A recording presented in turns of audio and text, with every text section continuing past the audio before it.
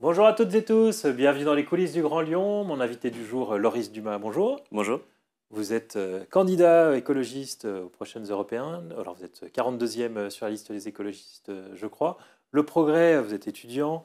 Le Progrès vous présente comme Ligérien à Saint-Étienne, comme Lyonnais à Lyon. Alors il faut choisir, vous êtes Lyonnais ou Stéphanois? Je suis un peu des deux. J'ai grandi dans la plaine du Forêt, dans la Loire, dans un petit village de 700 habitants, donc au milieu très rural. Et maintenant, je suis étudiant ici à Lyon en droit et en sciences politiques. Donc, je suis pleinement lyonnais la majorité du temps, mais le week-end chez mes parents. Donc, effectivement, j'ai pu faire un peu de presse en dehors de notre région. Étudiant en droit, vous portez avant tout la parole des étudiants dans la campagne écologiste.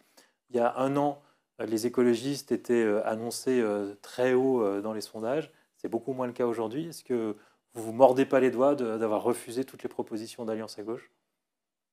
Alors, sur la question de l'union, d'abord, c'est une élection proportionnelle. Donc, aujourd'hui, il y a 37 listes. Il y en aura certainement 8 qui se maintiendront au-delà de 5%. En cumulé, on arrive dans un score qu'on n'aurait certainement pas fait si on était ensemble. Après, j'ai bon espoir qu'on s'unisse sur la scène française. En fait, on essaie d'appliquer des logiques françaises à une élection européenne qui n'a pas du tout la même envergure. L'élection proportionnelle permet de représenter une diversité d'opinions qui n'est pas celle de la France. Et donc, il est clair qu'en France, on devra s'unir. Sur la question des sondages, maintenant, effectivement, on a un peu malmené, mais si on regarde les sondages d'il y a 5 ans, en 2019, exactement le même jour, le 23 mai, on était dans un sondage Elab à 7% et on variait entre 5,5 et 9,5%. On a fait 13,5. Donc j'ai bon espoir qu'on arrive à se maintenir et à faire un bon score. On a un électorat qui est plutôt fidèle. La différence, c'est que dans les dernières européennes, il n'y avait pas la candidature à gauche de Raphaël Glucksmann, elle n'émergeait pas. Là, elle s'impose comme le vote utile, ce que vous avez été il y a 5 ans. Je ne sais pas si on a été considéré comme le vote utile il y a 5 ans. On a peut-être bénéficié effectivement des mouvements climat qui nous ont grandement aidés, c'est certain. Sur la question de M. Glucksmann, il y a 5 ans, il a fait 6,5%. Aujourd'hui, il est crédité à 13% dans les sondages.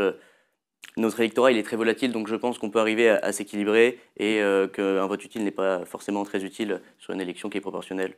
Alors, il pourrait finir deuxième, challenger la liste de la majorité de Valérie Ayer. C'est pas un objectif pour les électeurs de gauche? Challenger la Macronie, c'est évidemment un objectif pour les électeurs de gauche. Ah Après, donc, il faut voter Glucksmann alors. challenger la Macronie, c'est peut-être aussi de tous s'unir après et d'avoir une représentation hyper large.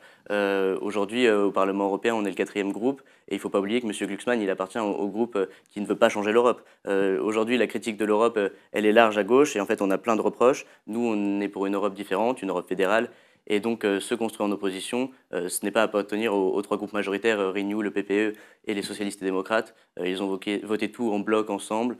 Donc nous, on porte un projet qui est alternatif. Il faut aussi débunker tout ça. Dans vos engagements, il y a un engagement très fort contre l'extrême droite, engagements qui ne sont pas couronnés de succès parce que l'extrême droite est très haute dans les sondages. Qu'est-ce que ça dit de l'état du pays?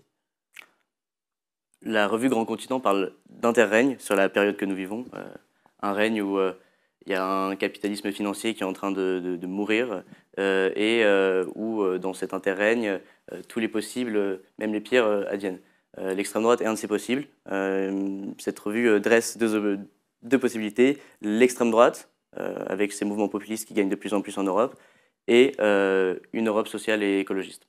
Nous, on incarne la deuxième et on pense qu'on est la bonne solution. En fait, il y a trois grands projets européens qui sont portés aujourd'hui. Il y a l'Europe des marchés d'Emmanuel Macron et il y a l'Europe des nations de Jordan Bardella. Et entre ça, il y a une Europe fédéraliste portée par les écologistes. C'est les seuls projets aujourd'hui qui sont audibles sur la question de l'Europe et qui sont très différents.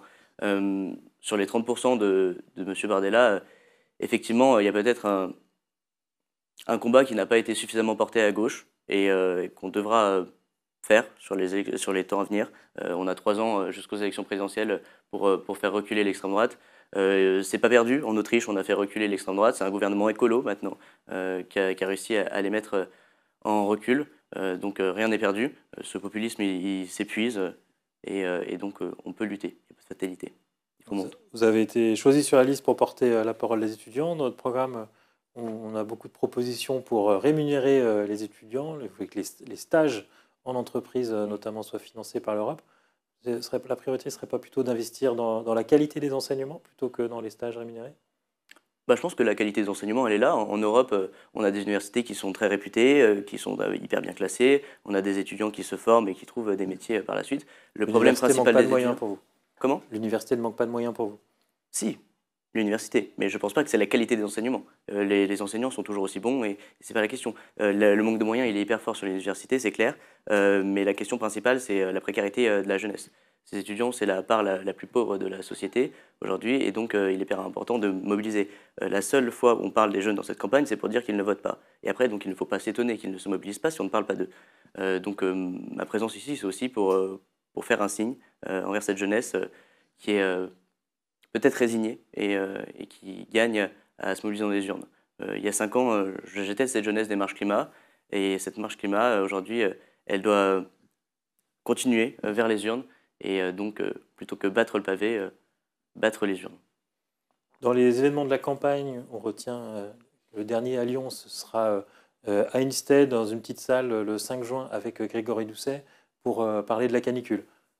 C'est ça, ce sera le dernier événement de campagne avec David Cormand, deuxième de liste, et de Grégory Doucet pour nous parler du plan canicule et de comment est-ce que l'Europe peut s'adapter, parce qu'en fait, les changements climatiques qui vont s'abattre sur nous, on n'est pas du tout préparé, même si l'Europe est la première puissance normative aujourd'hui en termes d'écologie, et donc on souhaite renforcer ça. Loris Dumas, je vous remercie. Merci. Et puis moi, je vous dis à demain pour une nouvelle émission des coulisses du Grand Lyon.